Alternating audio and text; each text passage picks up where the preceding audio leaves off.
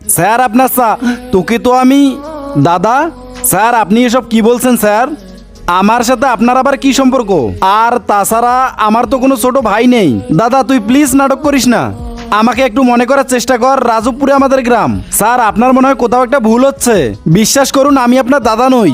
Sir আপনার মনে হয় কোথাও ভুল হচ্ছে। উনি আপনার দাদা কি করে হতে পারে? আপনি ওনার অবস্থাটা দেখুন আর আপনার অবস্থাটা দেখুন। তুমি আমার দাদাকে আমার থেকে বেশি চেনো নাকি আমি চিনি? এখানে চুপচাপ দাঁড়িয়ে থাকো।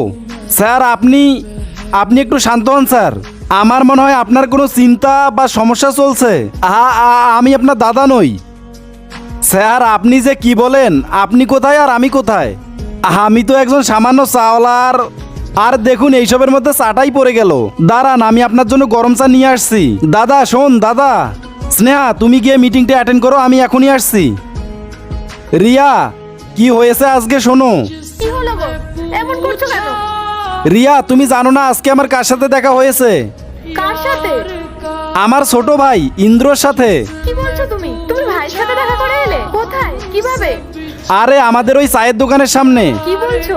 ভাই নিশ্চয়ই অনেক বড় মানুষ হয়ে গেছে, আর দেখতেও নিশ্চয়ই অনেক সুন্দর হয়েছে। ভাই তো অনেক বড় হয়ে গেছে, দামি শার্ট প্যান্ট, হাতে ঘড়ি, সাথে একটা মেয়েও ছিল। ভাইকে দেখে আজকে খুব ভালো লাগলো জানো তো রিয়া।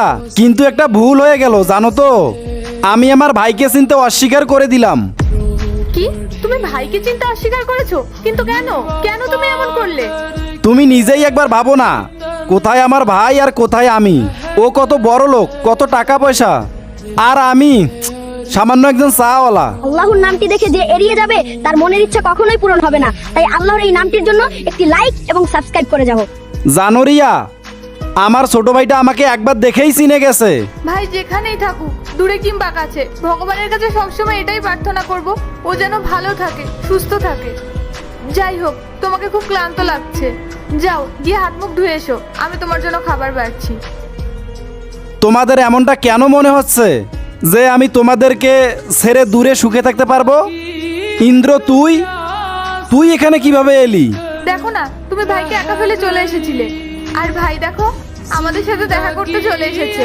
দাদা তোমরা কি করে ভেবে নিলে যে আমি এত বড় মানুষ হয়ে যাবার পর তোকে আর বৌদিকে আমি ভুলে যাব? দাদা জানিস আমি না বিয়ে করিনি, আমি প্রতিজ্ঞা করেছিলাম যতদিন না আমি আমার দাদাকে ফিরে পাবো আমি বিয়ের পিঁড়িতে বসবো না। আর আমি এটাও চেয়েছিলাম যে দাঁড়িয়ে থেকে তুই আর বৌদি আমাকে বিয়ে দিস আর আশীর্বাদ করিস।